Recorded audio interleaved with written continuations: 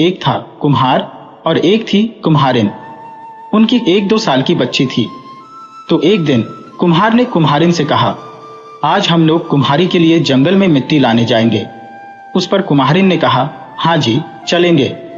तो कुम्हार ने हाथ में फावड़ा पकड़ा और वह चला जंगल की ओर। कुम्हारिन ने क्या किया कि बच्ची को गोद में लिया, टोकरी हाथ में पकड़ी और चली कुम्हार के पीछे जंगल में। तो जंगल में जाकर कुम्हार ने अच्छी सी जमीन देखकर फावड़े से उसे खोदा और बहुत सारी मिट्टी निकाली। उस मिट्टी को कुम्हारिन ने टोकरी में भरा और सिर पर रख लिया। सिर पर टोकरी रखी तो वह नीचे झुककर बच्ची को गोद में उठा नहीं सकी। उसने कुम्हार से कहा, अजी थोड़ा बच्ची को उठाकर मेरी गोद में रखो। इस पर कुम्हार एकदम भड़का, कहने लगा, तुम इस बच्ची को घर लाओ या इस मिट्टी को, तुम घर आ जाओ या इधर ही रहो, मुझे उससे कोई मतलब नहीं। कुम्हार तिलमिलाकर पत्नी और बच्ची को वही जंगल में छोड़कर चला गया। उसके जाने के बाद कुम्हारिन ने सोचा, यदि वह मिट्टी की टोकरी घर लेकर नहीं गई तो कुम्हार उसे पीटेगा। तो उसने क्या किया कि उस बच्ची को वहीं छोड़कर वह मिट्टी की टोकरी सिर पर लेकर घर चली गई। उसके पीछे अकेले उस जंगल में वह बच्ची घबरा गई और ऊं आ करके रोने लगी। लेकिन उसका रोना सुनने के लिए कौन था उस जंगल में। वह रोती चली गई। शाम हो गई। बच्ची डर से अब ज्यादा ऊंचे स्वर में रोने लगी। तो उस ओर से भगवान की कपिला गाई जा रही थी। उसका रोना उनके कानों पर पड़ गया। इस घने जंगल में बच्चे की रोने की आवाज। उन्हें आश्चर्य हुआ। आवाज का सुराग लेकर वे ढूंढते वहां पहुंच गईं। तो उन्होंने देखा कि एक छोटी सी बच्ची अकेले जमीन पर बैठकर जोर जोर से रो रही है। वह दृश्य देखकर उनका दिल करुणा से भर गया। अरे, किस निर्दयी ने इस छोटी सी बालिका को इस जंगल में छोड़ा है। शायद कोई पत्थर दिल ही होगा। सभी गायों ने बड़े प्यार से उस बच्ची को चाटा। उस झुंड में एक गाय दुधारू थी, तो उसने बच्ची को अपना दूध पिलाया। पेट भरने से और गायों के प्यार से चाटने से बच्ची का रोना थम गया। वह खेलने लगी। तब गाय उसे वहां छोड़कर अपने गोठ में गई। सुबह फिर बच्ची के पास आकर उन गायों ने उसे प्यार किया, दूध पिलाया। फिर शाम हो आई। शाम को वे वापस वहां आ गईं। ऐसा कुछ समय तक चलता रहा। गाय का धारुष्ण दूध पीने से वह बच्ची बड़ी स्वस्थ हो गई, जल्दी जल्दी बढ़ने लगी। अब वह उन गायों को ही अपनी माई समझने लगी। उनका रंभाना सुनते ही वह उनकी ओर दौड़कर चली जाती और उनसे चिपकती थी। कुछ समय बाद वह और भी बड़ी हो गई और उनके पीछे पीछे जंगल में घूमने लगी। सभी गाय उसका बहुत ख्याल रखती थी। कोई शेर, बाघ एवं और कोई जंगली जानवर आकर उस पर हमला न करे, इसलिए वे सब जंगल में वर्तुलाकार खड़ी रहकर चरती थी और उसे उस वर्तुल में रखती थी। तो और भी दिन, महीने, साल गुजर गए। बच्ची अब 10 साल की हो गई। उस पर सभी गायों ने सोचा, अब बच्ची का जंगल में खुले रहना ठीक नहीं है। वे उसे अपनी गोठ, गौशाला में लेकर आ गईं। उन्होंने बच्ची से कहा, बेटी अब तुम इस गोठ के अंदर ही रहना, बाहर मत निकलना। शाम को जंगल से आते वक्त हम तुम्हारे लिए खाना लाएंगी। बच्ची ने कहा, हाँ माँ। अब बच्ची दिन भर गोठ में ही रहती थी और शाम को आते वक्त गाय उसके लिए अच्छा अच्छा फल लाती थी। उसे खाकर वह खुश हो जाती। तो एक दिन हुआ क्या कि अंदर बैठे बैठे बच्ची का दम घुटने लगा। उसने सोचा, कुछ समय के लिए क्यों ना बाहर खुली हवा में जाऊं। तो बच्ची गोठ के बाहर खड़ी हो गई। उसी समय उस तरफ से एक राक्षस जा रहा था। उसने उस बच्ची को देखा तो उसके मुंह में पानी आ गया। सोचा, यह बच्ची एकदम कोमल ककड़ी की तरह है, इसका गोश्त खाऊं तो दिल खुश हो जाएगा। कितने दिनों से ऐसा लज्जतदार मांस नहीं खाया है। वह बच्ची की ओर बढ़ने लगा। बच्ची ने अपनी ओर आते राक्षस को देखा तो घबरा गई, दौड़कर गोठ के अंदर चली गई और उसने दरवाजा बंद कर लिया। तब राक्षस क्रोधित हो गया। फिर भी मृदु आवाज में उसने बच्ची से कहा, मेरी लाडो बेटी, जरा दरवाजा खोल दे। तो उस गोठ के नजदीक एक आम का पेड़ था। उस पेड़ ने कहा, अरे नहीं नहीं बेटी, दरवाजा नहीं खोलना, राक्षस तुझे खा जाएगा। पेड़ के ऐसा कहने पर राक्षस को गुस्सा आ गया। वह दौड़कर उस पेड़ के पास गया और पेड़ पर जोर से एक लात लगाई। पेड़ टूटकर नीचे गिर पड़ा। उसकी टहनियां इधर उधर बिखर गईं। फिर वह वापस गोठ के दरवाजे के पास गया और उसने बच्ची को आवाज दी, मेरी प्यारी लाडो, जरा दरवाजा खोल दे। तो गोठ के नजदीक एक नारियल का पेड़ था। उस पेड़ ने कहा, नहीं नहीं बेटी, दरवाजा मत खोलना, राक्षस तुझे खा जाएगा। बच्ची ने दरवाजा नहीं खोला तो राक्षस गुस्से से आग बबूला हो गया। दौड़कर उसने उस नारियल के पेड़ पर 2-4 लातें मार दी और उसे जमीन पर गिरा दिया। अब तीसरी बार दरवाजे के पास जाकर उसने कहा, मेरी प्यारी लाडो, जरा दरवाजा खोल दे। तो उस गोठ के नजदीक एक अंबाड़ी, व्यंजन के लिए उपयुक्त खट्टे स्वाद का एक फल का पेड़ था। उस पेड़ ने कहा, नहीं नहीं बेटी, दरवाजा मत खोलना, राक्षस तुझे खा जाएगा। अब राक्षस मानो जल भुनकर राख हो गया। वह उस अंबाड़ी के पेड़ पर लात मारने वाला ही था। इतने में उसे ख्याल आ गया कि अंधेरा छाने लगा है और गायों के गोठ में वापस आने का वक्त हो गया है। उसने सोचा, यदि गायें आ गईं तो मैं मुसीबत में पड़ सकता हूं। अक्लमंदी इसमें है कि मैं यहां से जाऊं। लेकिन दूसरे दिन वापस आकर लड़की को खाने का मन में मंसूबा रखकर राक्षस वहां से चला गया। राक्षस के जाने के थोड़ी देर बाद गायें वहां आ गईं। आते ही उनकी नाकों ने राक्षस के शरीर की गंध सूंघ ली। गोठ के बाहर उसके पांवों की निशानियां भी उन्होंने देखी। तो यहाँ कोई राक्षस आया हुआ है, इसका उन्हें यकीन हो गया। वे डर गईं। हे भगवान, हमारी बच्ची सुरक्षित हो। सभी गायें दौड़ते हुए गोठ के दरवाजे के पास पहुंची। उनके पहुंचने से दरवाजा अपने आप खुल गया। सब एकदम अंदर घुसी तो उनको बच्ची अंदर दिखाई नहीं दी। वे सब व्याकुलता से हम्मा हम्मा करके उसे ढूंढने लगी। ढूंढने के बाद बच्ची एक कोने में सहमी हुई रोती उन्होंने देखी। तो गायें दौड़कर उसके पास गईं, उसे चाटा और पूछा, बोलो बेटी, क्या हुआ, किसने डराया तुझे? बच्ची ने सब बात बता दी। सुनकर वे सब क्रोधित हो गईं। उस राक्षस की यह हिम्मत, हमारी बेटी को खाने आई? ठहर, कल सिखाएंगे उसे सबक। दूसरे दिन सुबह एक भी गाय चरने जंगल नहीं गई। सब छुपकर गोठ में रही। इधर राक्षस ने किया क्या कि सुबह उठकर मुंह धोया, दांत मंजन करके उनको शान से तेज किया और बच्ची का गोश्त खाने का ख्याली पुलाव मन में पकाकर वह कपिला गायों के उस गोठ के पास आ गया। आकर उसने पहले की तरह मृदु स्वर में ही कहा, लाडो बेटी, जरा दरवाजा खोल दे। तो अंबाड़ी के पेड़ ने कहा, नहीं नहीं बेटी, दरवाजा मत खोलना, राक्षस तुझे खा जाएगा। राक्षस ने दौड़कर उसके तने पर गुस्से से 4-5 लातें मारी तो उसका तना टूटकर उसके टुकड़े हो गए। इस तरह राक्षस ने गोठ के आसपास के सब पेड़ तोड़ डाले। आखिर में उसे रोकने वाला एक भी पेड़ नहीं बचा तो दरवाजा तोड़कर वह गोठ के अंदर घुसा। इधर वह अंदर घुसा तो उधर सभी गायें उसके अंदर आने की राह देख रही थी। उसके अंदर पांव रखते ही जो गाय बच्ची को दूध पिलाती थी, उसने अपना सिंघाड़ा उस पर पहले मारा, बाद में दूसरी ने, तीसरी ने। ऐसा करके सभी गायों ने मिलकर उसकी कमर तोड़ी, हाथ पैर तोड़े और उसको जख्मी करके दूर जंगल में फेंक दिया। जख्मी राक्षस ने सोचा, सिर सलामत तो पगड़ी 50। इसके बाद जीवन में कभी किसी बच्ची का गोश्त खाने की इच्छा नहीं रखूंगा। इधर राक्षस को सबक सिखाकर गायों ने बच्ची से कहा, बेटी, अब कोई राक्षस तुझे सताने यहां नहीं आएगा, तुम निर्भय रहो। तो और कुछ दिन सुख शांति से बीत गए। अब बच्ची बच्ची नहीं रही, एक सुंदर सी कन्या बन गई थी। अब उसका डर भी कम हो गया। गायों के जंगल में चरने के लिए जाने के बाद वह गोठ से बाहर निकलती, झरने पर जाकर स्नान करती, पंछियों का संगीत सुनती, पेड़ लताओं पर खिले सुंदर से फूल तोड़ती और उन्हें बालों में लगाती। एक दिन हमेशा की तरह वह झरने पर स्नान करके फूल तोड़ रही थी तो उस तरफ से उस राज्य का राजकुमार जो शिकार के लिए निकला था, एक हिरन के पीछे पीछे दौड़ता वहां पहुंच गया। उसने उस कन्या को देखा और उसे वह बहुत भागी।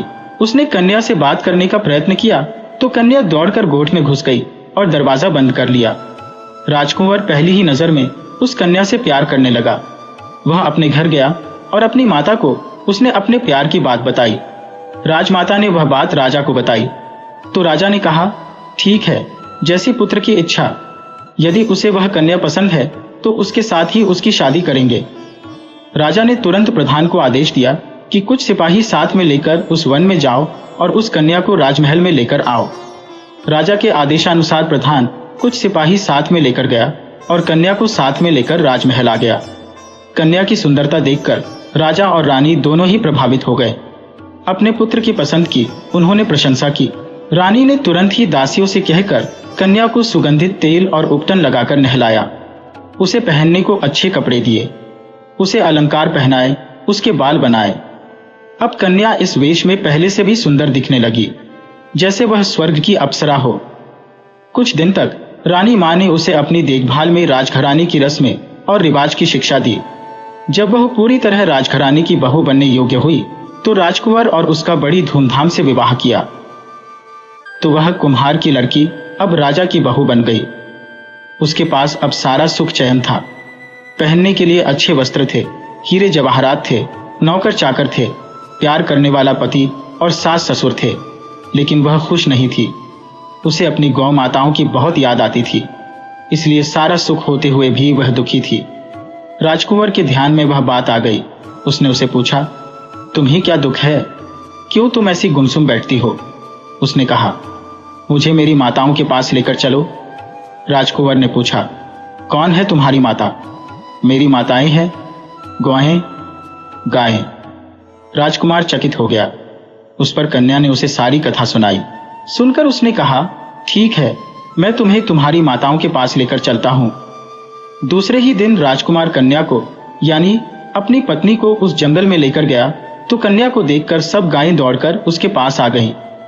कन्या भी दौड़कर उनके गले चिपक गई।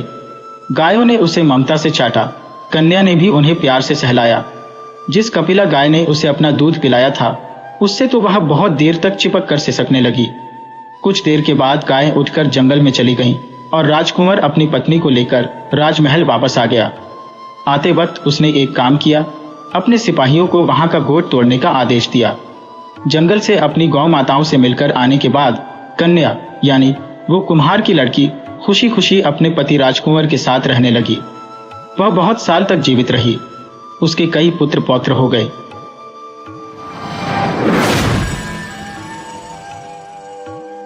पायल की झनन झन चूड़ियों की खनन खन। अंदर वाले लंबे प्रांगण में दाईं ओर 8 साल के पोते मुत्तू और बाईं ओर 4 साल की पोती विजी के बीच में लेट रहे कैलासम पिल्लई ने गर्दन उठाकर देखा।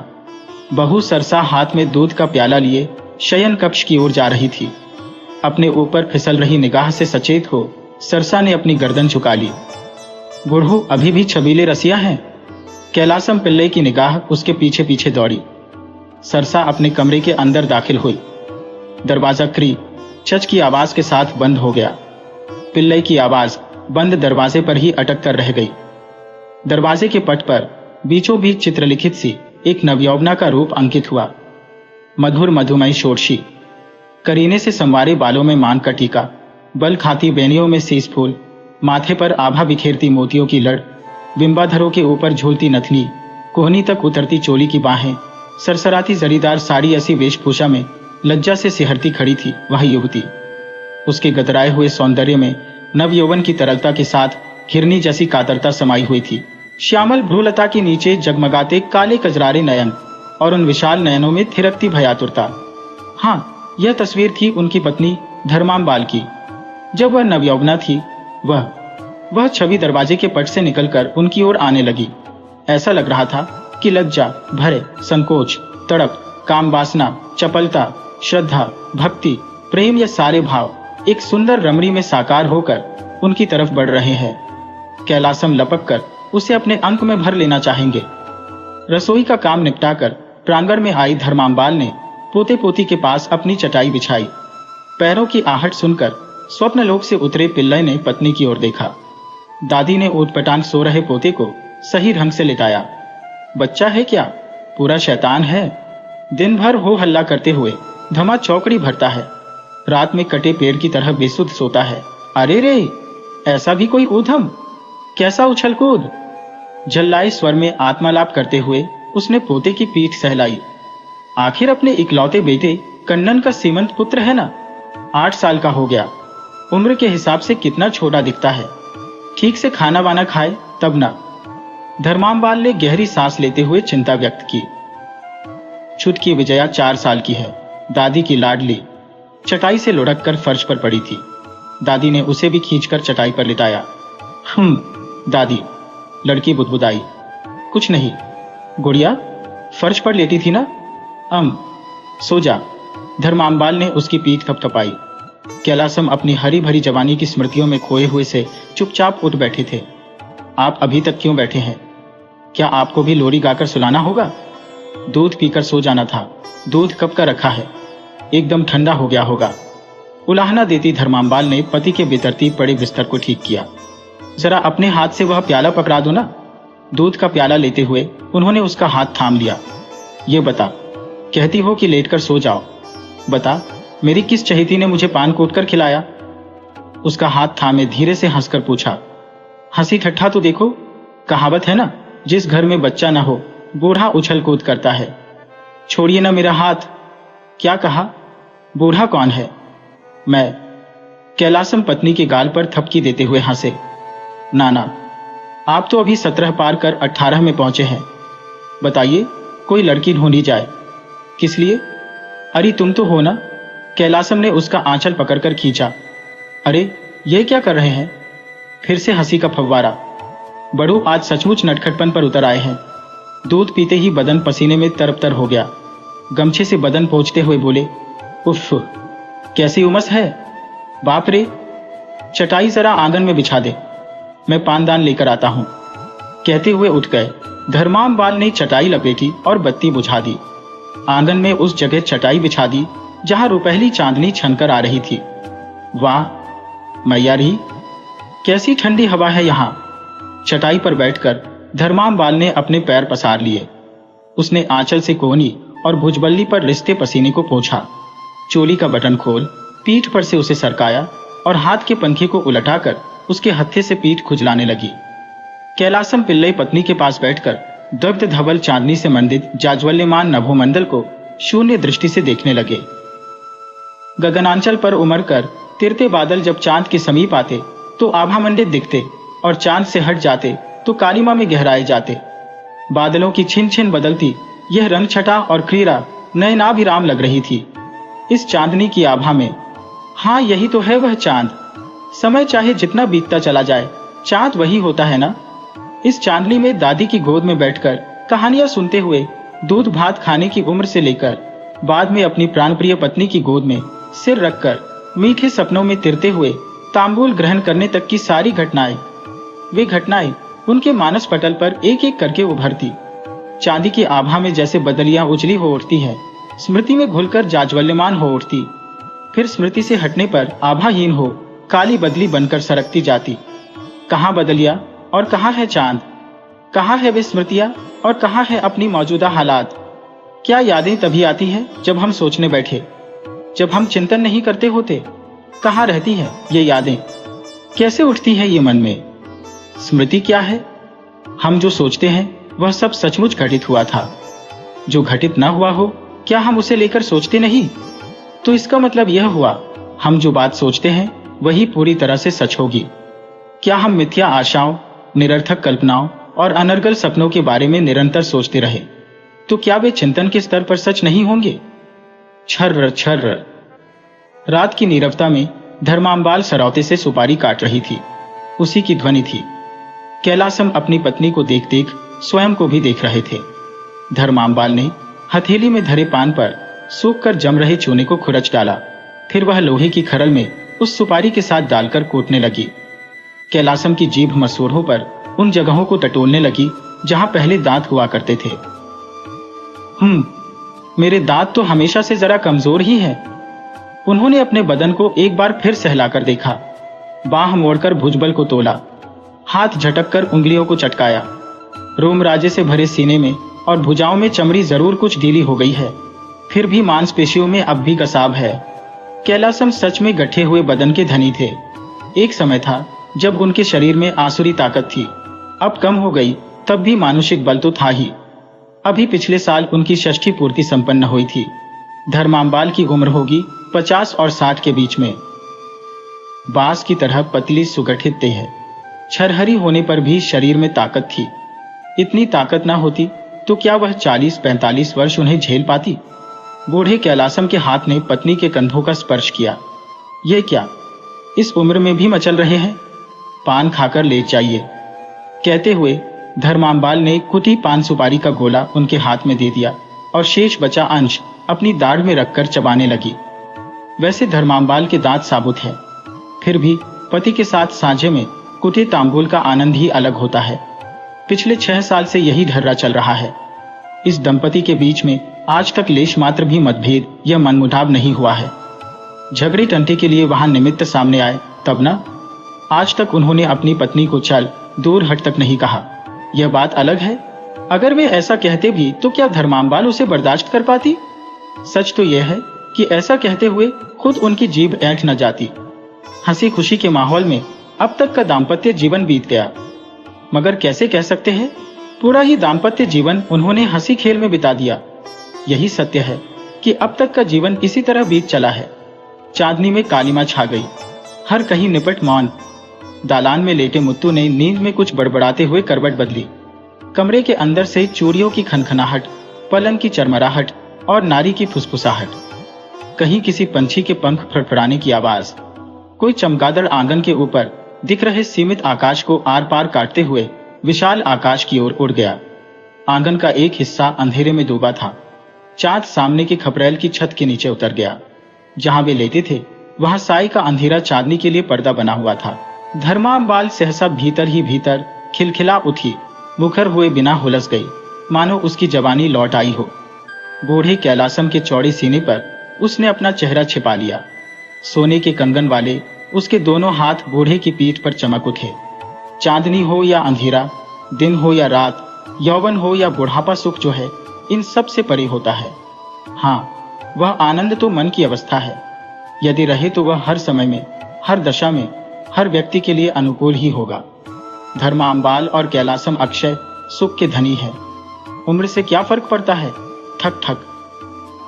कैलासम ने चटाई चांदनी में खींच ली थी। लोहे की खरल में पान कूट रहे थे। धर्मांबाल पास में लेटी है। नींद नहीं, खुमारी। आप अभी सोए नहीं है? पान खाना है? खंभे के पास लौटे में पानी रखा है, जरा ला देंगे? उफ, गजब की प्यास लगी है। धर्मांबाल थूक निगलती हुई बोली, मुझे भी पानी पीना है। कहते हुए कैलासम उठे, लौटे से पानी पिया और उसे लेकर आ गए। जब वे आ रहे थे, चांदनी में उनके हृष्ट पुष्ट शरीर को देखकर धर्मांबाल का मन यौवन अवस्था में लौटकर उस सौंदर्य पर लट्टू हो गया। वे उसके पास आकर बैठ गए। छक कर पानी पीने के बाद धर्मांबाल गहरी सांस लेते हुए संपूर्ण रूप से उन पर झुक गई और उनके बलिष्ठ हाथों को सहलाती रही। उसे अचानक हंसी आ गई, खिलखिला उठी। क्यों हंस क्यों रही हो? कुछ नहीं, अगर कोई बुढ़ी बुढ़िया की इस रास लीला को देख ले तो हंसना पड़ेगा, यही सोचकर मैं हंसी। कैलासम ने वर्जना की मुद्रा में उसके सिर पर हल्की सी थपकी दी। बता, कौन है बुढ़ा? वे जोर से हंसे, वह भी हंसी में शामिल हो गई। धर्मांबाल उठ बैठी। उसने दोबारा पान खाया। उसकी निगाहें झुकी ही थी। सुहागरात में भी शायद इतनी लज्जा उसके शरीर में व्यापी नहीं होगी जितनी आज दिख रही थी। बूढ़े कैलासम ने उसके मुंह को सहलाया। उसने निगाहें ऊंची करके उन्हें देखा। वे उसकी आंखों में आंख डालकर मुस्कुराए। धत, आप भी बड़े वो है। लज्जा मिश्रित स्वर में उन्हें उलाहना दिया। अनुभूत आनंद से उसका अंग अंग हुलस रहा था। हंसी फूट निकली। कैलासम भी उपलब्धि की भावना से फूले नहीं समा रहे थे। उन्हें लगा कि हास्य विनोद की बातों से जरा उसका मन बहलाए। हथेली पर तंबाकू को मसलते हुए मन ही मन हंसते हैं बोले, यह तो कुछ भी नहीं। एक जमाने में मैंने जो विलास लीलाएं की वह सब तुम्हें थोड़े ही मालूम है। कहते हुए उन्होंने गर्दन उठाई और तंबाकू मुंह में रखी। क्यों, खेलने के लिए आप विलायत गए थे? धर्मो, तुम्हें नहीं पता, तुम तो सदा ही नादान बच्ची रही हो। उन दिनों मैंने तुम्हें बताया नहीं, अब बता दूं तो कोई फर्क नहीं पड़ेगा। वे उठकर नाली की ओर गए और तंबाकू की पीक निकालकर वापस आए। हमारे पास वाली गली में घूमती थी ना, याद है? पैरों में पायल की झंकार के साथ काले नाग की तरह वेणी बल खाती हुई हवा में डोलती, नयन और अधर मर्म भरी कहानियां सुनाते। मुझे इनके साथ अपने झगड़े निपटाना है। जैसे भाव को नाट्य मुद्रा में प्रकट करती नृत्यरत सुनहली पुतली सी गोमती की छवि धर्मांबाल की स्मृति में उभर आई। क्षण भर के लिए विभ्रम में डालने के बाद वह छवि स्थिर खड़ी रही। याद आ गई ना? उन दिनों उससे टक्कर लेने वाली कौन थी? कुछ भी कहो, इन देवदासियों को मानना पड़ेगा। पुरुष को रतिसुख देने में क्या घर की औरतें इनका मुकाबला कर सकती हैं? धर्मांबाल की आंखें नए अर्थबोध का कौतुक लेकर बूढ़े के चेहरे पर टिकी रही। मन? ओह, यह बात है। तभी तो उस जमाने में उसका नृत्य कहीं भी हो भाग भाग कर पहुंचते थे। लाला, पुराने दिनों की कई घटनाओं को जोड़कर खोजबीन कर रहा था उसका मन। बूढ़ू शरारती अदा में मस्त होकर अपनी लीलाओं का बखान करते जा रहे थे। तुम्हें याद होगा, एक बार नीलगिरी में मेरा तबादला हो गया था। कन्नन तब गर्भ में था, 7वां महीना। याद है? धर्मांबाल की आंखें शून्य को घूरते हुए फिर रही थी। उसके अंदर से एक आवाज उठी, यह सच है? हाँ, यह सच है। क्या तुम सोचती हो कि मैं नीलगिरी अकेले गया था? अरे पगली, वही गोमती मेरे साथ गई थी। हाँ, तराशी हुई मूर्ति के समान उसकी देह। पता है आखिर में उसने मुझसे क्या कहा? बूढ़े कैलासम मन ही मन हंसे। गोमती ने कहा था, अब तक कितने ही मदों से मेरा पाला पड़ा है, लेकिन असली मर्द कोई है तो आप ही हैं। कैलासम फिर हंसे। कैसी हंसी है यह? झूठी हंसी या सच्ची हंसी? धर्मांबाल की छाती आक्रोश से, ठगे जाने के, प्रवंचना दिए जाने की आक्रोश से दहक उठी। क्या यह सच है? और क्या मैं झूठ बोल रहा हूं? जाने दो, अब क्या रखा है इन सब बातों में? कभी की घटी बातें। दया रे, कैसा इंसान है तू भी। सच हो या झूठ, कम से कम उसके संतोष के लिए ही कह देते कि यह सब झूठ है। माना कि धर्मांबाल बूढ़ी है, फिर भी वह है तो स्त्री ही। धोखेबाज, छलिया। उसका हृदय तड़प उठा। पता नहीं क्यों मन ने मान लिया कि यह सच है, झूठ नहीं है। मन में संशय का लेश तक नहीं उठा कि यह झूठ भी हो सकता है। हाँ, दाम्पत्य का रहस्य यही है। धर्मांबाल झट से उठी, डगमगाते कदमों से चलकर अंधेरे कोने में गिर पड़ी। अरे धर्मो, नाराज हो गई। तू भी पगली है, निपट पगली। मजाक में हंसते हुए कैलासम ने चटाई पर अंगोछा बिछाया और लेट गए। तो क्या यह मजाक था? ऐसा भी कोई मजाक होता है? बूढ़े की जीभ पर शनि देवता आकर बैठे थे। 12 बज गए। कैलासम सो गए। धर्मांबाल की आंखों में नींद नहीं। दूसरे दिन की क्या बात है, दूसरे दिन से जीवन भर। धर्मांबाल ने अपने हाथ से उन्हें काफी नहीं दी, दंत मंजन करने या स्नान के लिए गर्म पानी नहीं दिया, उनका खाना नहीं परोसती, पान सुपारी कूट कर नहीं देती। बूढ़े बेचारे अनाथ शिशु की तरह एकांत में कल्पने लगे। जहां तक धर्मांबाल का सवाल था, उसके जीवन में मानो कैलासम पिल्लई नामक किसी व्यक्ति का कोई अस्तित्व तक नहीं था। वह इस तरह बर्ताव करने लगी कि ऐसे किसी व्यक्ति से कभी उसका वास्ता ही नहीं पड़ा। उनसे क्यों किसी से वह एक शब्द भी नहीं बोलती। बेटे और बहू ने कुरेद कुरेद कर पूछा भी। धर्मांबाल मौन साधी रही। बूढ़ा, वह मुंह खोलकर क्या कहते? वे भी मौन साधे रहे। उस रात को विजय ने पूछा, दादी, क्या तुमने दादाजी से कुट्टी कर रखी है?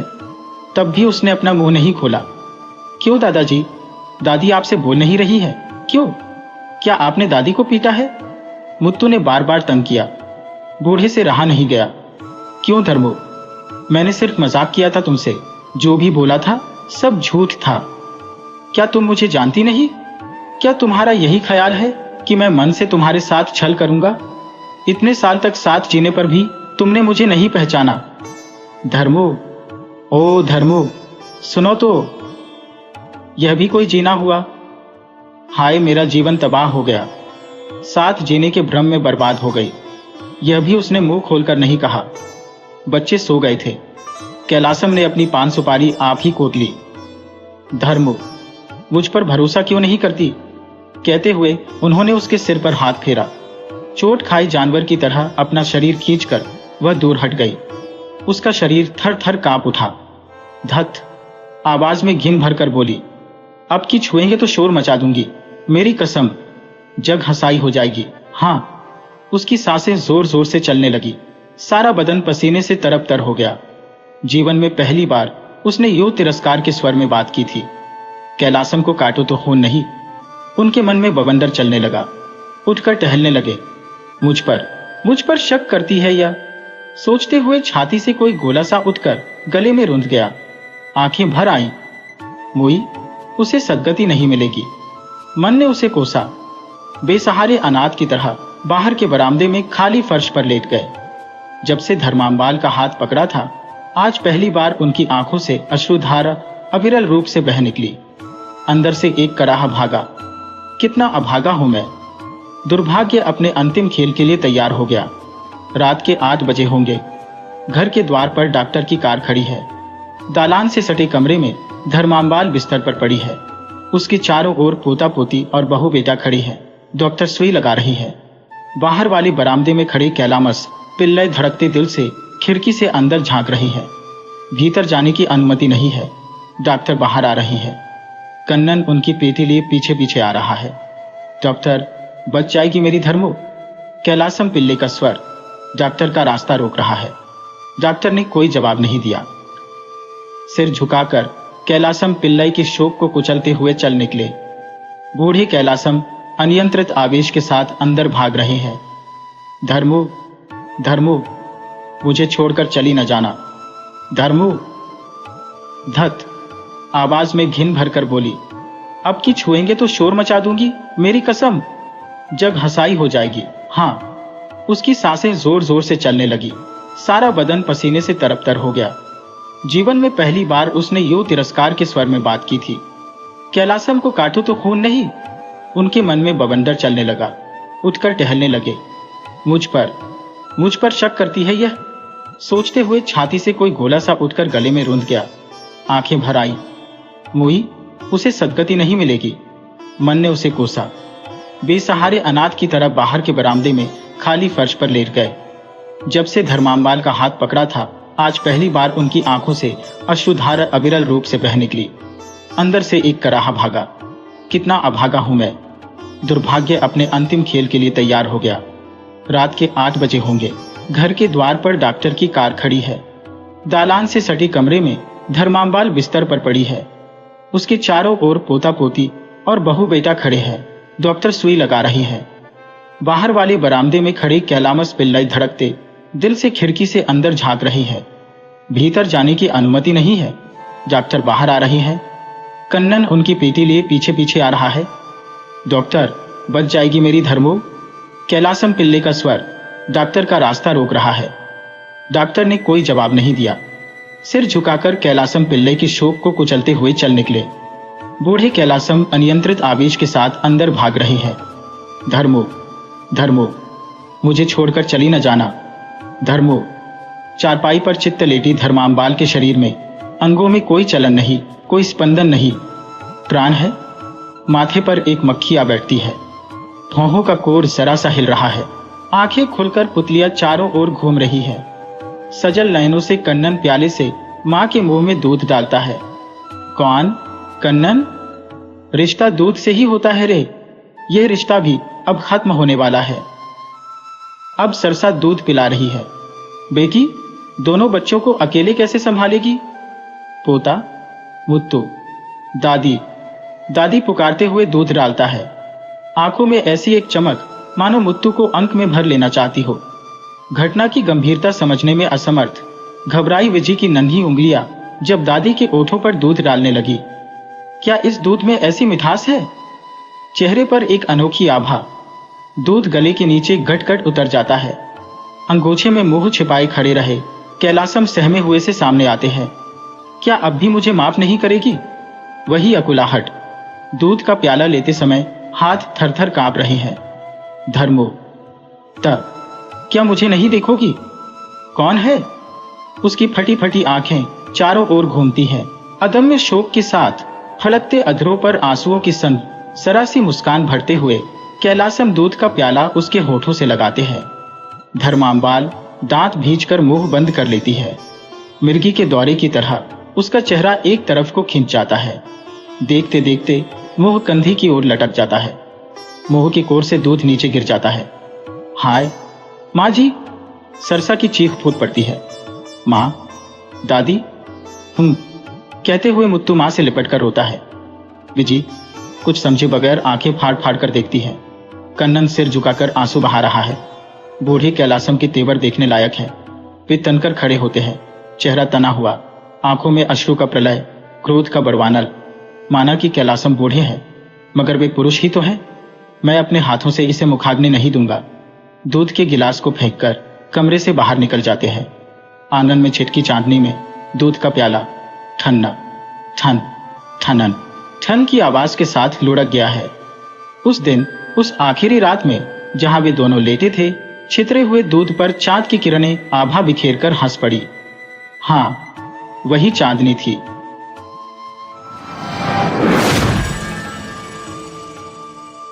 मुझे मत सताइए, खुदा की कसम मैं आपसे कहती हूँ, मुझे मत सताइए।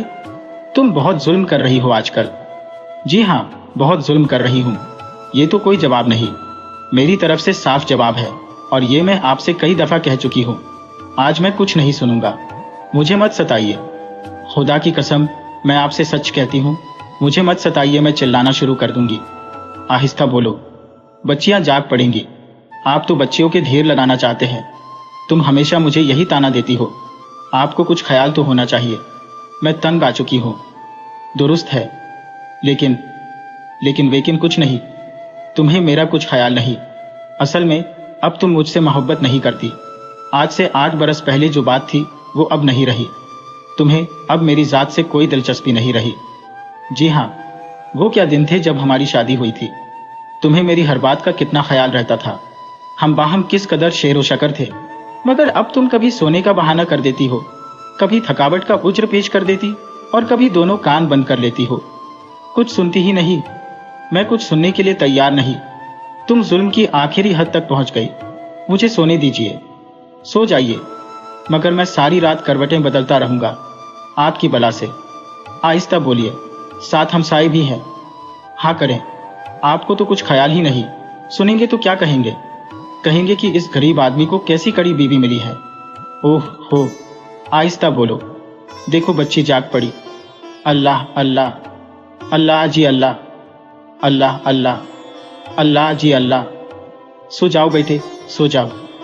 अल्लाह अल्लाह, अल्लाह जी अल्लाह।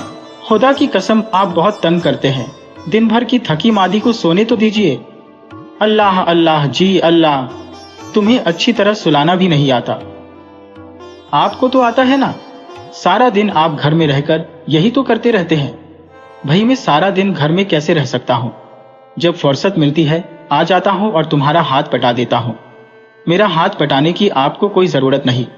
आप मेहरबानी करके घर से बाहर अपने दोस्तों ही के साथ गुलछड़े उड़ाया करें। गुलछड़े? मैं ज्यादा बातें नहीं करना चाहती। अच्छा देखो, मेरी एक बात का जवाब दो। खुदा के लिए मुझे तंग ना कीजिए। कमाल है, मैं कहाँ जाऊं? जहां आपके सींग समाये चले जाइए। लो, अब हमारे सींग भी हो गए। आप चुप नहीं करेंगे? नहीं, मैं आज बोलता ही रहूंगा। खुद सोऊंगा ना तुम्हें सोने दूंगा। सच कहती हूँ, मैं पागल हो जाऊंगी। लोगों, ये कैसा आदमी है, कुछ समझता ही नहीं। बस हर वक्त हर वक्त हर वक्त तुम जरूर तमाम बच्चियों को जगह कर रहोगी। ना पैदा की होती इतनी। पैदा करने वाला मैं तो नहीं हूं, ये तो अल्लाह की देन है। अल्लाह अल्लाह, अल्लाह जी अल्लाह, अल्लाह अल्लाह जी अल्लाह। बच्ची को अब मैंने जगाया था। मुझे अफसोस है, अफसोस है, कह दिया। चलो छुट्टी हुई। गला फाड़ फाड़ कर चिल्लाए चले जा रहे हैं। हमसायगी का कुछ ख्याल ही नहीं। लोग क्या कहेंगे इसकी परवाह ही नहीं। खुदा की कसम मैं अनकरीब ही दीवानी हो जाऊंगी। दीवाने हो तुम्हारे दुश्मन। मेरी जान के दुश्मन तो आप हैं। तो खुदा मुझे दीवाना करे। वो तो आप हैं। मैं दीवाना हो मगर तुम्हारा। अब चोंचले न बधारिए। तुम तो न यूं मानती हो न वो। मैं सोना चाहती हो, सो जाओ। मैं बड़ा बकवास करता रहूंगा। ये बकवास क्या अशद जरूरी है तो सही। जरा इधर देखो। मैं कहती हूँ मुझे तंग न कीजिए। मैं रो दूंगी। तुम्हारे दिल में इतनी नफरत क्यों पैदा हो गई? मेरी सारी जिंदगी तुम्हारे लिए है। समझ में नहीं आता तुम्हें क्या हो गया है। मुझसे कोई खता हुई हो तो बता दो। आपकी 3 खताएं ये सामने पलंग पर पड़ी है। ये तुम्हारे कोसने कभी खत्म नहीं होंगे। आपकी हट कब खत्म होगी? लो बाबा, मैं तुमसे कुछ नहीं कहता। सो जाओ। मैं नीचे चला जाता हूं। कहां? जहन्नम में। ये क्या पागलपन है? नीचे इतने मच्छर है, पंखा भी नहीं। सच कहती हो, आप बिल्कुल पागल है। मैं नहीं जाने दूंगी आपको। मैं यहां क्या करूंगा? मच्छर है, पंखा नहीं है। ठीक है, मैंने जिंदगी के बुरे दिन भी गुजारे भी है। तन आसान नहीं हूं। सो जाऊंगा सोफे पर। सारा वक्त जागते रहेंगे तुम्हारी बला से। मैं नहीं जाने दूंगी आपको। बात का बतंगर बना देते हैं। मैं मर नहीं जाऊंगा, मुझे जाने दो। कैसी बातें मुंह से निकालते हैं। खबरदार, जो आप गए मुझे यहां नींद नहीं आएगी। ना आए, ये अजीब मंतिक है। मैं कोई लड़झगड़ कर तो नहीं जा रहा। लड़ाई झगड़ा क्या, अभी बाकी है। खुदा की कसम, आप कभी कभी बिल्कुल बच्चों की सी बातें करते हैं। अब ये खबत सर में समाया है कि मैं नीचे गर्मी और मच्छरों में जाकर सोऊंगा। कोई और होती तो पागल हो जाती। तुम्हें मेरा बड़ा ख्याल है। अच्छा बाबा नहीं है। आप चाहते क्या है? अब सीधे रास्ते पर आई हो। चलिए हटिए, मैं कोई रास्ता वास्ता नहीं जानती। मुंह धो के रखिए अपना, मुंह सुबह धोया जाता है। लो अब मन जाओ। तोबा, साड़ी पर वो घोड़ा लगकर आ गया? नहीं, अजब उल्लू का पट्टा है दर्जी। कह रहा था आज जरूर पहुंचा देगा। लेकर आया था मगर मैंने वापस कर दी। क्यों? एक दो जगह झोल थे। ओह अच्छा, मैंने कहा कल बरसात देखने चलेंगे। मैंने पास का बंदोबस्त कर लिया है। कितने आदमियों का? 2 का। क्यों? बाजी भी जाना चाहती थी। हटाओ, बाजी को पहले हम देखेंगे फिर उसको दिखा देंगे। पहले हफ्ते में पास बड़ी मुश्किल से मिलते हैं। चांदनी रात में तुम्हारा बदन कितना चमक रहा है। मुझे तो इस चांदनी से नफरत है।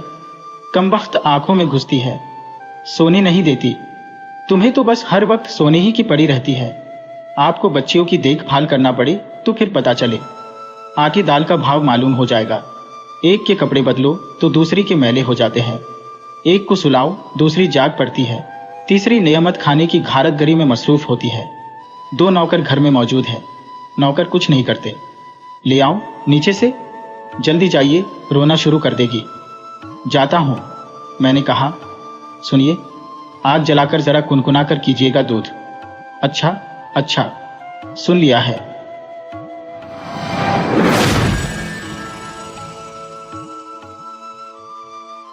मैं अपना काम खत्म करके वापस घर आ गया था। घर में कोई पर्दा करने वाला तो नहीं था, पर बड़ी झिझक लग रही थी। गोपाल दूर के रिश्ते से बड़ा भाई होता है, पर मेरे लिए वह मित्र के रूप में अधिक निकट था। आंगन में चारपाई पड़ी थी, उसी पर बैठ गया। भाभी खामोश सी चौके में बैठी थी। चूल्हे की आग मंझा गई थी। उन्होंने सुलगते कोयले पर घी की कटोरी गर्म होने के लिए रखी थी। मैं पहली बार इस घर में आया था, संकुचित सा बैठ गया। भाभी के पास इस तरह अकेले में बैठना भी अजीब लग रहा था, और जाकर बैठक में चुपचाप बैठने पर संकोच लगता था, क्योंकि पराया घर और भाभी से पहली मुलाकात। कदम एकदम नहीं उठ पा रहे थे। शाम काफी झुक आई थी। लालटेन जलाकर भाभी फिर वही चूल्हे के पास आकर बैठ गई। उस उमस और खामोशी के वातावरण में जी घबराने लगा। आंगन में बंधी तार पर पड़े कपड़ों की सलवटों में अंधेरा भरता जा रहा था, और जलती लालटेन का पीला पीला बीमार सा थकन भरा प्रकाश, और उसके सामने पड़ने पाली वस्तुओं की फैली हुई लंबी लंबी काली छायाएं घुटन सी महसूस करते हुए बहुत झिझकते झिझकते कई बार कोशिश करने के बाद एक बार आवाज फूट ही पड़ी, क्या गोपाल भैया बहुत देर से आते हैं? अक्सर देर हो जाती है। वैसे ही बैठे भाभी ने निर्लिप्त भाव से कह दिया। मैं खामोश हो गया। अब और कोई प्रश्न भी नहीं था। निदान चौके की तरफ ताकता रहा। चौके की छत को टिकाए रखने वाले दोनों खंभों की चौड़ी काली काली छायाएं फर्श पर पड़कर फिर भीतरी दीवार की कालिक में गुम हो गई थी, और उनके बीच में दबी सकुची सी भाभी बैठी थी। मैं उकताकर उठना ही चाहता था कि भाभी बोली, आप खा लीजिए, भूख लग रही होगी। नहीं, ऐसी तो कोई बात नहीं है, अब शायद आते ही होंगे। हमसे कहा था कि 6 बजे तक जरूर आ जाएंगे। बहुत संभलते हुए घरेलू तरीके से मैंने कहा। चौके का धुआं अब तक साफ हो चुका था, पर घर के और हिस्सों से अधिक कालिख उसमें फैल चुकी थी। मैं गौर से भाभी को ताक रहा था, क्योंकि यह तय था कि उनकी नजरें मेरी ओर नहीं उठेंगी। एक काला काला सा भारीपन वहां की वायु में भर रहा था। कोई आवाज नहीं, ठहरा ठहरा सा सब कुछ निस्पंद। भाभी जैसे इस ठहराव को जीवन में डालकर अभ्यासी बन चुकी थी। अभी शादी को साल भर से अधिक नहीं हुआ होगा, लेकिन यह गतिहीन ठहराव जैसे जीवन की हर रंगीनी को मिटा चुका है। घी कड़क उठा। भाभी ने उंगलियों से पकड़कर हटा दिया, कुछ इतनी आसानी से कि जैसे गर्म धातु जरा भी असर नहीं करती। न उंगली थरथराई, न कलाई ने जल्दी की। धुआं छोड़ती हुई ठिमरी भी अब तक बिल्कुल चुप हो गई थी। काफी देर बाद वह ओपती हुई कुछ कहने जा रही थी कि गोपाल आ गया। मुझे देखते ही वह बोल पड़ा। काफी अकेलापन महसूस किया होगा, क्या बताऊं, देर हो गई। मैं खामोश रहा। वह कमीज उतारते हुए कहने लगा, इन्हें तो बस रोटी गृहस्थी से काम है। अगर कनस्तर, डिब्बे और शीशियां जरा भी बुदबुदाना जानती होती तो शायद हमसे भी बात करने की नौबत ना आती। तब भला तुमसे क्या की होंगी? हाँ, भाभी बड़ी गंभीर मालूम पड़ती है, कहकर मैंने उनकी तरफ नजर डाली। उनमें कुछ हरकत सी हुई थी, पर वह शायद पटा डालने के लिए थी। नॉट सीरियसली बट सिली, कहता हुआ गोपाल भीतर कमीज टांगने चला गया। खाना खाते वक्त गोपाल कुछ विरक्त सा हो रहा था। हर चौथे पांचवें कौर के बाद पानी पीता जाता था। हम दोनों साथ ही खा रहे थे। भाभी ने झिझकते हुए हाथ से रोटी थाली में रख दी। गोपाल ने झट से उठाकर रोटी के 4 टुकड़े कर दिए, कुछ इतनी आसानी से कि कोई खास बात नहीं थी। अरे, टुकड़े करने की क्या जरूरत है? गर्म तो नहीं है, और मैं लखनऊआ भी नहीं जो इतना तकल्लुफ बरत रहे हो। कई बार कहने पर भी जब नहीं माना तो मेरे मुंह से निकल ही गया, हद कर दी यार तुमने भी। भाई मेरी उंगलियां अभी साबित है। ये कहकर मैं मेहमान की बू मिटाना चाहता था। ये रोटियां हैं या नक्शे, कोई अफ्रीका का, कोई अमेरिका का। मैं अप्रतिभ सा हो गया। यदि मैं बार बार न टोकता तो शायद भाभी को यह लतीफा न सुनना पड़ता। थोड़ी देर बाद जब बाहर कमरे में आ गया तो बड़ी अजीब सी बात सुन पड़ी। शायद बगल वाले कमरे में ही गोपाल था। काफी साफ सुनाई पड़ रहा था। वह कह रहा था, मैं पानी की तरह रुपया बहाकर घर को ठीक रखना चाहता हूँ, और कुछ नहीं तो आज एक नया ढंग पेश किया तुमने। इसी तरह की शर्मिंदगी मुझे हमेशा उठानी पड़ती है, और तुम अपने तौर तरीकों से बाज नहीं आती। तुम्हारी इतनी मजार रोटियां लग गई है, गोपाल तैश में कह रहा था। भाभी कुछ बोली थी। चटाक की आवाज और गोपाल का गूंजता हुआ स्वर ही चाहती थी ना। मैं सोचता था कौन हाथ छोड़े, नहीं समझ में आता, और फिर हर बात का मुंह पर जवाब बड़ी गंभीर बनी फिरती है। दूसरे दिन जब विदा होने लगा तो जी में आया कि गोपाल से उसके वहशीपन के बारे में कुछ कह दूं, पर हिम्मत नहीं हुई। बाहर निकलने लगा तो दूर से ही मैंने कहा, भाभी जी नमस्ते। नीचे नजर किए ही भाभी जी ने नमस्ते की। मैं सकुचा गया। वे ही सारी बातें मन को भारी किए हुए थी। उल्लास, खीज, विद्रोह, घृणा, प्यार, कुछ भी नहीं। आखिर कैसे जीती हैं वे? घर आते आते उदासी दूर होती गई। कमरे का ताला खोला तो पहली नजर आए हुए पत्रों पर पड़ी। एक लिफाफे पर नजर उलझ कर रह गई। ये पत्र अवश्य ही बिनती का है, ऐसा मुझे विश्वास हो गया। बिनती, आखिर आज मैं तुम्हें याद आ ही गया। 2 साल बाद कुछ दर्द सा उठा। पत्र खोलकर पढ़ने लगा। प्रिय राजू, आज सहसा तुम याद आए हो।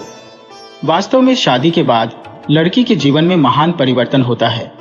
विवाह के बाद पुरुष को रहन सहन का कुछ ढंग ही बदलना पड़ता है, पर लड़कियों को तो पूरी आत्मा बदलनी पड़ती है। यह मेरा स्वयं का अनुभव है। मैंने अपनी आत्मा को बदलने की चेष्टा की है। एक कीमती आत्मा की हत्या भी इसीलिए की कि वह तुम्हें प्यार करती थी। जब मैंने इस नए घर में कदम रखा था तो यही सोचकर कि मेरी आत्मा सदैव के लिए तुम्हारे पास है और शरीर इस नए घर का है। लेकिन बहुत ईमानदारी से कहूं, बुरा मत मानना, कुछ दिनों बाद मेरी पसलियों की काया में कुछ नरम स्पर्श सा महसूस होने लगा। आत्मा का स्पंदन होने लगा, और तभी से इस घर के दुख सुख मुझे सताने लगे। मुझे तुम्हारी उदारता पर विश्वास है, इसीलिए लिख रही हो। मेरी कही हुई बात की ईमानदारी को यदि तुमने न समझा तो मेरे साथ अन्याय करोगे। सच यह है कि मैं तुम्हें भूलने लगी थी और अब भी बहुत याद नहीं करती। मैं यहाँ बहुत सुखी हूँ। सारे आराम यहाँ है। मेरी माँ और पापा का अरमान कि उनकी इकलौती लड़की का रिश्ता किसी ऊंचे घर में हो, पूरा हो ही गया है। इससे भी मुझे बहुत संतोष मिलता है। शादी होने से पहले मुझे तुम्हारा मोह था। तुमसे दूर होने की सोचकर मैं घबरा जाती थी, पर अब यह सब एक मुलम्मी की तरह उतर चुका है। पर ये जिन्हें तुम अपना खुशनसीब जालिम मित्र कहते हो, बहुत कुछ तुम्हारी तरह ही है। तुम्हारी तरह ही हंसते हैं, वैसे ही बात करते हैं, उसी तरह चलते फिरते हैं। सब अंदाज वे ही है। हाँ, तुम्हारी आंखें जरा अधिक गहरी हैं, जिनकी बरबस मुझे याद आ गई। आज खाना पकाने वाली महाराजन नहीं आई। घर की बहू हूं मैं। खाना पकाने के लिए रसोई घर में गई, शायद पहली बार। जब वहां घुसी तो बरबस ये भाव जाग उठा कि तुम्हारे साथ यदि जीवन बीतता होता तो रोज ऐसे ही मुझे खाना पकाना पड़ता। तुम्हारे साथ जीवन की तमाम कल्पनाएं मेरे दिमाग में आ आकर समाती जा रही थी। मुझे इस तरह रहना पड़ता। मैं यह करती, मैं वह करती। शाम को तुम्हारे आने की राह देखती। मैं खाना पकाती, तुम बीच बीच में आकर छेड़ते। कभी दाल में पानी ज्यादा बताते तो कभी रसोई घर में गर्मी से परेशान देखकर मुझे बाहर ले जाते। मेरी हालत अजीब सी हो रही थी। तुम्हारी हर बात याद आने लगी। अकेले ही रोटी बनाने बैठी तो लगा जैसे तुम अभी छेड़ने आ रहे हो। तुम मेरी आंखों के सामने पूरी तरह से उभरे हुए थे। मेरी हर सांस में तुम बस गए थे। मेरे चारों ओर तुम थे। तुम्हारे पैरों की आहट हर तरफ से आ रही थी और मेरी हर रोटी टेढ़ी हो जाती थी। हर गोल बनती रोटी अपने आप टेढ़ी होकर बदशक्ल हो जाती। यह सब मुझे बहुत अपना सा लग रहा था, जैसे पुरानी आत्मा अपने पुराने रूप में मुझे वापस मिल गई हो। खाते वक्त उन्होंने हंसते हुए कहा कि वाह, ये किसी खास जगह की रोटियों का नमूना है। माताजी बोली थी, अरे सीख जाएगी, इसमें हंसने की क्या बात, अभी आदत नहीं है। पर राजू, मेरी आत्मा तुम्हारी आहट सुन रही थी। मैंने अपने आंसुओं को दोनों की नजर चुराकर सुखा लिया। शायद किसी ने नहीं देखा, अगर देखा भी होगा तो समझ नहीं पाया होगा। मैं पत्र आगे न पढ़ सका। घुटन, बेबसी, धुआं, ठहराव, खामोशी और उसमें कोपती हुई आत्मा। वे बेबस उठे हुए हाथ और पानी भरी आंखें जैसे चारों ओर थी, हर तरफ थी।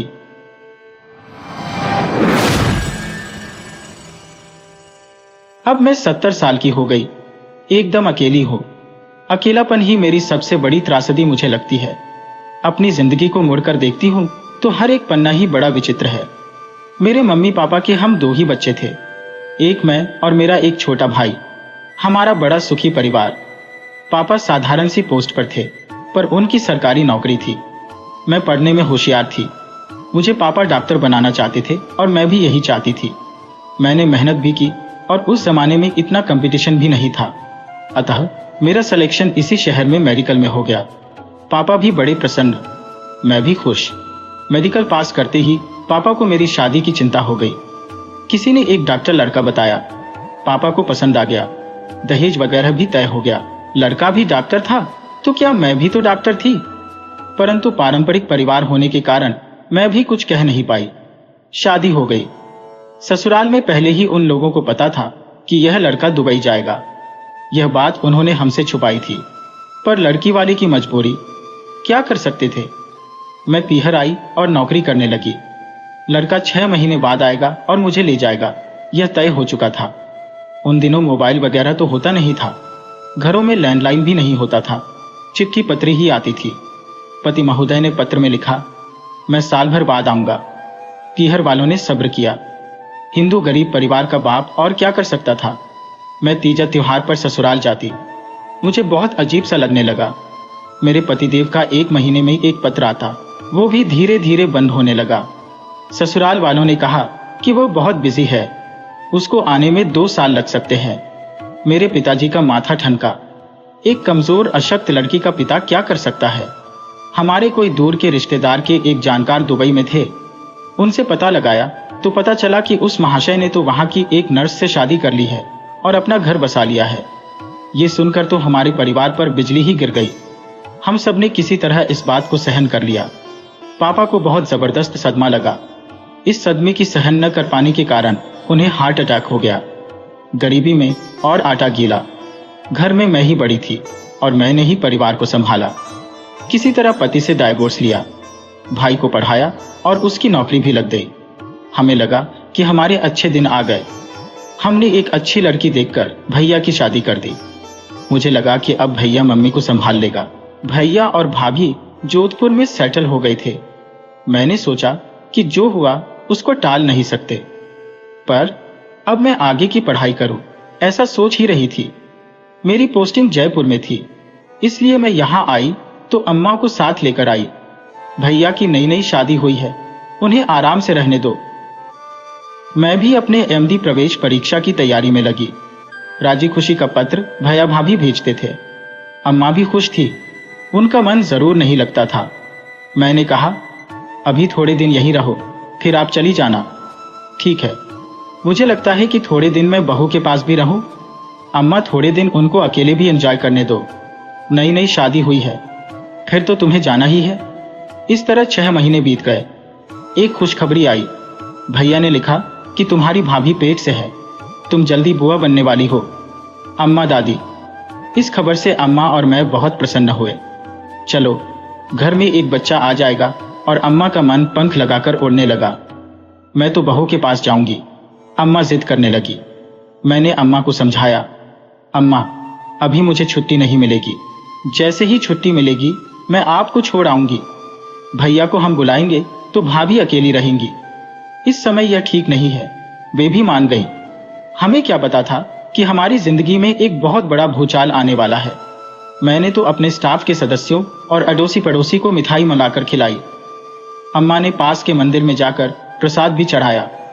परंतु एक बड़ा वज्रपात 1 महीने के अंदर ही हुआ। हमारे पड़ोस में एक इंजीनियर रहते थे। उनके घर रात 10 बजे एक ट्रंक कॉल आया। मुझे बुलाया। जाते ही खबर को सुनकर रोते रोते मेरा बुरा हाल था। मेरे भाई का एक्सीडेंट हो गया। वह बहुत सीरियस था और अस्पताल में भर्ती था। अम्मा बार बार पूछ रही थी कि क्या बात है, पर मैं उन्हें बता नहीं पाई। यदि बता देती तो जोधपुर तक उन्हें ले जाना ही मुश्किल था। पड़ोसियों ने मना भी किया कि आप अम्मा को मत बताइए। अम्मा को मैंने कहा कि भाभी को देखने चलते हैं। अम्मा ने पूछा, अचानक ही क्यों सोचा तुमने? क्या बात हुई है? हम तो बाद में जाने वाले थे। किसी तरह जोधपुर पहुंचे। वहां हमारे लिए और बड़ा वज्रपात इंतजार कर रहा था। भैया का देहांत हो गया। शादी हुए सिर्फ 9 महीने हुए थे। भाभी की तो दुनिया ही उजड़ गई। अम्मा का तो सब कुछ लुट गया। मैं क्या करूं, क्या ना करूं, कुछ समझ नहीं आया। अम्मा को संभालूं या भाभी को या अपने आप को? मुझे तो अपने कर्तव्य को संभालना है। क्रियाकर्म पूरा करने के बाद मैं भाभी और अम्मा को साथ लेकर जयपुर आ गई। मुझे तो नौकरी करनी थी, इन सब को संभालना था। भाभी की डिलीवरी करानी थी। भाभी और अम्मा को मैं बार बार समझाती। मैं तो अपना दुख भूल चुकी। अब यही दुख बहुत बड़ा लग रहा था। मुझ पर दुखों का पहाड़ टूट पड़ा था। उन दिनों वेतन भी ज्यादा नहीं होता था। मकान का किराया चुकाते हुए 3 प्राणी तो हम थे और चौथा आने वाला था। नौकरी करते हुए पूरे घर को संभालना था। अम्मा भी एक के बाद एक सदमा लगने से बीमार रहने लगी। उनकी दवाई का खर्चा भी मुझे ही उठाना था। मैं एमडी की पढ़ाई लिखाई वगैरह सब भूलकर इन समस्याओं में फंस गई। भाभी के पीहर वालों ने भी ध्यान नहीं दिया। उनकी मम्मी पहले ही मर चुकी थी। उनकी भाभी थी और पापा बीमार थे। ऐसे में किसी ने उन्हें नहीं बुलाया। मैं ही उन्हें आश्वासन देती रही। उन्हें अपने पीहर की याद आती और उन्हें बुरा लगता कि पापा ने भी मुझे याद नहीं किया। अब उसके पापा न आर्थिक रूप से संपन्न थे और न ही शारीरिक रूप से। वे भला क्या करते? ये बात तो मेरी समझ में आ गई थी।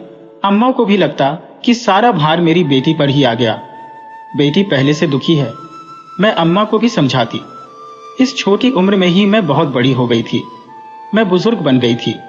भाभी की ड्यू डेट पास में आने पर अम्मा और भाभी मुझसे कहते, आप छुट्टी ले लो, हमें डर लगता है। अभी से छुट्टी ले लो, डिलीवरी के बाद भी तो लेनी है। बड़ी मुश्किल से उन्हें समझाया। रात को परेशानी हुई तो मैं भाभी को लेकर अस्पताल गई और उन्हें भर्ती कराया। अस्पताल वालों को पता ही था कि मैं डॉक्टर हूं। उन्होंने कहा कि आप ही बच्चे को लो।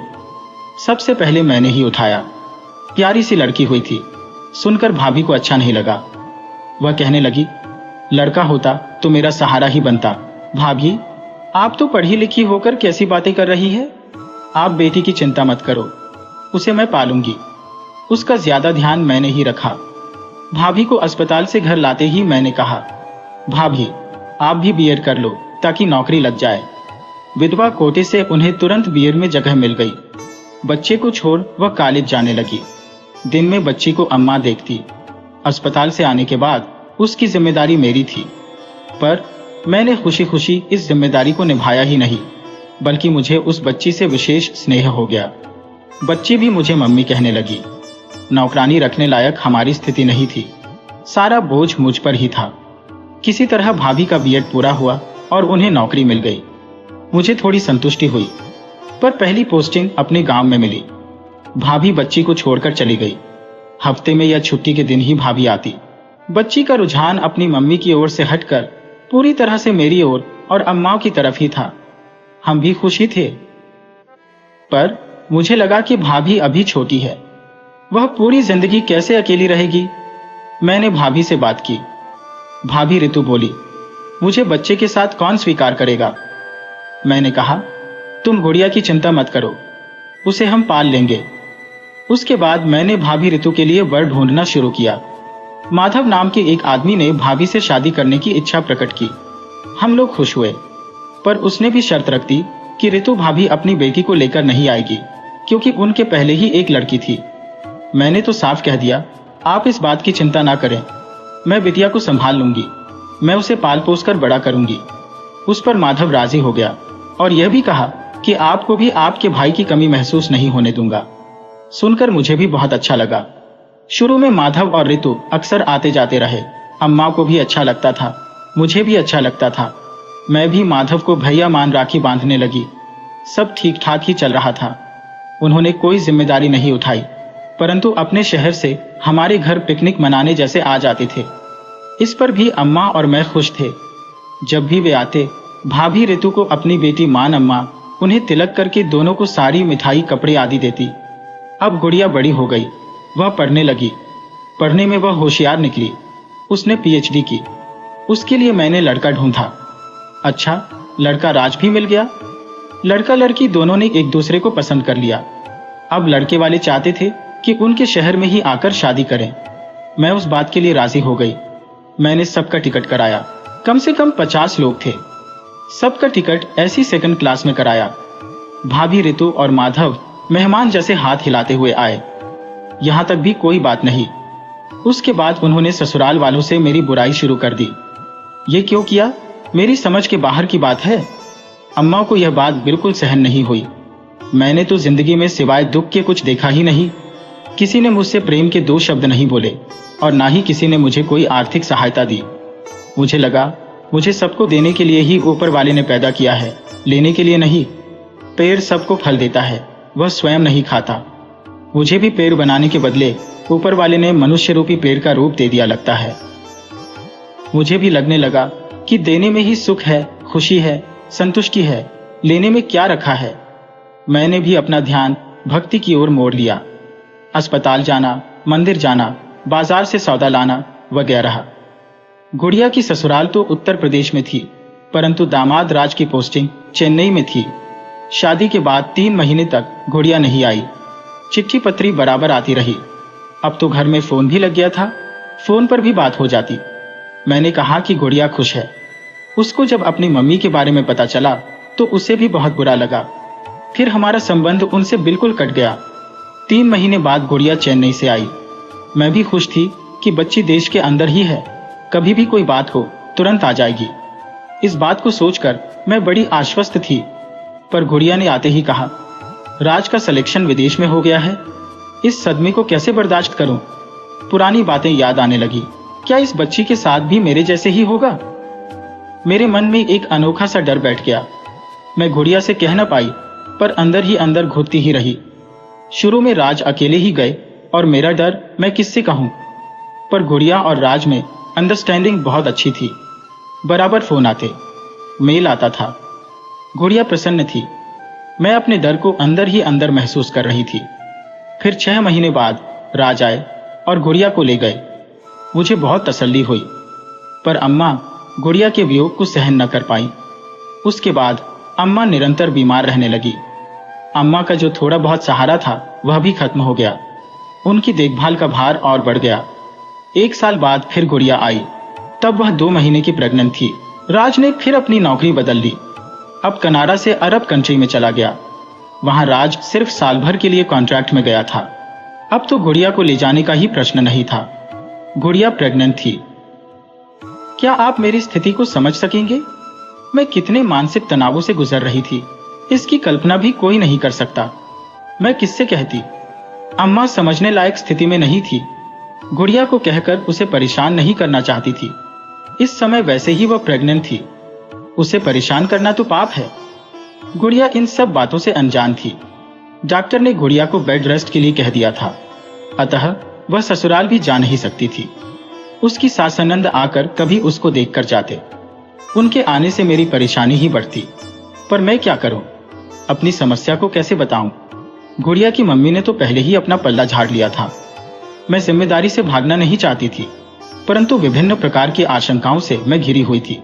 मैंने कभी कोई खुशी की बात तो देखी नहीं। हमेशा ही मेरे साथ धोखा ही होता रहा। मुझे लगने लगा कि मेरी काली छाया मेरी गुड़िया पर ना पड़े, पर मैं इसे किसी को कह भी नहीं सकती। अंदर ही अंदर मैं परेशान हो रही थी। उसी समय मेरे मेनोपॉज का भी था। इस बीच अम्मा का देहांत हो गया। गुड़िया का ड्यू डेट भी आ गया और उसने एक सुंदर से बेटे को जन्म दिया। मैं खुश तो थी, पर जब तक उसके पति ने आकर बच्चे को नहीं देखा, मेरे अंदर अजीब सी परेशानी होती रही थी। जब गुड़िया का पति आकर बच्चे को देखकर खुश हुआ, तब मुझे तसल्ली आई। अब तो गुड़िया अपने पति के साथ विदेश में बस गई और मैं अकेली रह गई। यदि गुड़िया अपने देश में होती तो मुझसे मिलने आती रहती, पर विदेश में रहने के कारण साल में एक बार ही आ पाती। फिर भी मुझे तसल्ली थी। अब कोरोना की वजह से साल भर से ज्यादा हो गया, वह नहीं आई और अभी आने की संभावना भी इस कोरोना के कारण दिखाई नहीं दे रही। पर मैंने एक लड़की को पढ़ा लिखा कर उसकी शादी कर दी, भाभी की भी शादी कर दी। यह तसल्ली मुझे है। पर बुढ़ापे में रिटायर होने के बाद अकेलापन मुझे खाने को दौड़ता है। इसको एक भुक्तभोगी ही जान सकता है। अब आप ही बताइए कि मेरी क्या गलती थी जो पूरी जिंदगी मैंने इतनी तकलीफ पाई। क्या लड़की होना मेरा गुनाह था?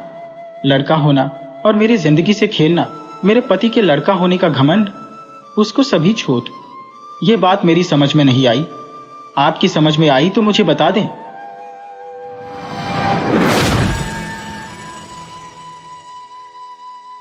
मेरी बेटी बाला की शादी हुए 6 महीने ही हुए। वह बहुत ही चुलबुली और हमेशा हंसी मजाक करने वाली लड़की थी, पर शादी के बाद जब भी पीहर आती तो बहुत ही शांत रहती। यह बात मेरे पतिदेव को बहुत अखरती थी। उसको देखकर वह भी दुखी होते। क्या बात हुई उससे पूछते, वह हंसकर टाल देती। जब पतिदेव मुझसे पूछते, मैं भी टाल देती। कुछ भी नहीं, ठीक ठाक है। मुझसे तो बेटी सारी बात कह देती, पर मैंने उसे हिदायत दी थी, तुम इस बात को किसी से भी नहीं कहोगी। इस बात का उसे दुख होता, पर मैं उसे समझा देती। कुछ नहीं समझती तो कुछ समझने की कोशिश करती। एक दिन अकेले में मैं और बाला बात कर रहे थे। उस समय उसे मैं कुछ समझा रही थी। मेरी बहू रूपा बरामदे में बैठी हुई बच्चे को खिला रही थी। हम दोनों बातचीत में है बहुत ही गंभीर हो गए और बहस भी हो रही थी। हमें महसूस ही नहीं हुआ कब मेरे पतिदेव ऑफिस से आकर खड़े हुए। हम दोनों को पता ही नहीं चला। बीच में ही वे जोर से बोले, तुम दोनों मुझसे क्या छुपा रही हो? मैंने कहा, कोई बात नहीं छुपाने लायक। अच्छा, मुझे बेवकूफ समझ रखा है। मैं देख रहा हूं बाला कितने दिनों से परेशान है। मैं तुमसे पूछता या उससे पूछता, तुम कह देती कोई बात नहीं, मैं तुम्हारी बात पर विश्वास कर लेता। क्यों ऐसा कर रही हो दोनों? मुझे कब से पराया कर दिया। आइए बैठिए, बात को समझिए। क्या बात है मैं आपको बताती हूँ। कोई खास बात होती तो मैं आपको जरूर बताती। जो काम मेरे बस का है मैं आपको क्यों परेशान करूं, जिसे मैं ही निपटा सकती हूँ। क्या मैंने गलत किया? अपनी लड़की के लिए क्या बुरा, क्या अच्छा सोचना गलत है? ये मैंने कब कहा? पर बात तो मुझे पता होनी चाहिए ना। ऐसा है, आप देखिए, कोई बड़ी बात नहीं होती है, छोटी छोटी बातें होती हैं जिसको बढ़ाकर हम बड़ा बना देते हैं। वैसे मिटने में नहीं आता। ये हमारी सोच ही तो है जिसे हमें ठीक करना चाहिए। साफ साफ बताओ ना गोमती। साफ बात यह है, लड़कियों को दूसरों के घरों में जाकर रहना पड़ता है और वहां के तौर तरीके के हिसाब से उन्हें चलना पड़ता है। उनकी ससुराल में मान लीजिए 10 जने हैं और वे सब की सब बदल नहीं सकते। एक अपनी बिटिया है, थोड़ा सा एडजस्ट कर लेगी तो आगे जाकर सुख पाएगी। कोई लड़ाई झगड़ा थोड़ी करना है। यहाँ देर से उठती थी, वहां थोड़ा जल्दी उठना है। यहाँ देर से सोती थी, वहां थोड़ा जल्दी सोना है। यहाँ उठते ही चाय हाथ में मिलती थी, अब तब मिलेगी जब उसे बनाकर देना होगा ना। सब कुछ करने के लिए मेरी बेटी नौकरानी है, उसे ही सब करना पड़ेगा। तेरा दिमाग खराब है? मुझे हंसी आ गई। मेरा हंसना पतिदेव को पसंद नहीं आया। कल ही मैं समधी से बात करता हूँ। मेरी लड़की सी फाइनल कर चुकी है। जॉब तो उसके हाथ में है, जब चाहे कर लेगी। उसका दिल नहीं दुखाना चाहिए। मुझे फिर से हंसी आई। मैं भी पढ़ी लिखी थी, मैंने भी एड किया था, एम ए कर चुकी थी। तुम्हारी अम्मा ने कहा हमें नौकरी न करानी। आपने कहा मेरी अम्मा सही कहती है। अपनी बहू देर से उठती थी तब तुम्हें बहुत बुरा लगता था। आपकी लड़की को ससुराल में जल्दी उठना पड़े तो बुरी बात है। क्यों भाई, क्यों? पापा मम्मी ठीक कह रही है। वे चाहती है मैं ससुराल में ढंग से रहूं। थोड़े दिन में मैं एडजस्ट हो जाऊंगी। शुरू में मुझे थोड़ी दिक्कत आई, अब तो राजीव मेरा बहुत ध्यान रखते हैं। आप चिंता मत करो बेटी, मैं तो चाहता हूं तुझे कोई तकलीफ नहीं होना चाहिए। अभी तो तेरा पापा बैठा है। पापा, एक बात कहूँ, आप बुरा ना मानो तो मम्मी के पापा भी यही तो चाहते होंगे। तब आपने कभी ध्यान नहीं दिया। आज आप अपनी बेटी के लिए बदल गए हैं। अच्छी बात है, पर मुझे तो एडजस्ट करना बहुत आता है। आज मेरी माँ नहीं होती, एडजस्ट की शिक्षा नहीं देती तो मैं ससुराल में नहीं टिक सकती। सभी माँओं को अपनी लड़कियों को घर को बनाकर रखने की शिक्षा देनी चाहिए। यदि ऐसा ना हो तो परिवार बिखर जाएंगे। हम आए दिन देखते हैं, सभी ज्यादातर माँ अपनी बेटी को बहुत उकसाती है। समझाना तो दूर, तुम तो पढ़ी लिखी हो, इसलिए तो पढ़ाया कि दब्बू बनकर रहो। तुम मुकाबला करो, यही तो गलती है पापा। अच्छा हो गया, मम्मी के कहने के कारण मैंने आपसे कुछ नहीं कहा, वरना मेरा घर तो उजड़ ही जाता। पापा, आप मेरी चिंता मत करो, 6 महीने में सब समझ गई। आप मेरी बात का बुरा ना मानो पापा। आप मुझसे बहुत प्रेम करते हैं, इसीलिए कह रहे हैं। मुझे पता है, पर हम लड़कियों को तो दोनों घर संभालना है ना। बेटी, तुम मुझसे ज्यादा समझदार निकली। मुझे तो तुम पर गर्व है बेटी। पापा, मैं समझदार नहीं हूं, ये तो मम्मी की ट्रेनिंग है। मम्मी ने अपने घर को अच्छा बसाया और भाभी को इस घर में एडजस्ट होने में सहायता की। अब मुझे मेरे ससुराल में एडजस्ट होने के लिए बराबर प्रयत्न कर रही है। मुझे पहले यह बात समझ में नहीं आती थी और मैं मम्मी को गलत समझती थी। मम्मी कहती, छोटी मोटी बात ससुराल की पीहर में आकर नहीं बताना चाहिए। इसी तरह पीहर के हर बात को ससुराल में नहीं कहना चाहिए। मुझे भी अभी यह बात अच्छी तरह समझ में आ गई। 6 महीने की ट्रेनिंग जो मम्मी ने दी। अब तो मुझे लगता है सभी माँ को अपनी बेटी को ऐसे ही समझाना चाहिए, ताकि किसी का घर टूटे नहीं। आजकल तो मोबाइल होने के कारण हर छोटी बात मिनट मिनट में लड़कियां अपने माँ को बताती है, जिससे समस्याएं शुरू हो जाती है। अब तो मम्मी का दर्जा और भी मेरी नजरों में ऊंचा हो गया। मुझे गर्व है बेटी, तुम पर, तुम अपनी माँ पर गई हो, इसका भी मुझे गर्व है। आई लव यू बेटा।